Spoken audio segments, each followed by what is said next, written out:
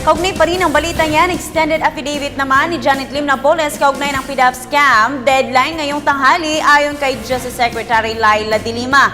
Ang detalye, kunin naman natin sa aming kasamang si Joseph Parafina live via phone patch. Joseph? Maraming salamat, kasama ang Princess. Tama ka dyan. Kaugnay ng report ni Sam sa Senado ay hindi talaga matiyak. 15 minutes before 12, nakausap namin si Secretary Laila de Lima ay hindi pa niya matiyak sa amin kung aabot sa deadline ang hinihingi niyang written affidavit ng kampo ni Janet Lim Napoles, hinggil naman sa PDAP scam na kung saan ay nakatakda sanang ma-receive before 12 ngayong tanghali. Ito po si Secretary de Lima na malamang na maantala yan ang pagdadala nito sa kanyang tanggapan na una niyang binigyan nga ng deadline bago ang 12 noon ngayon.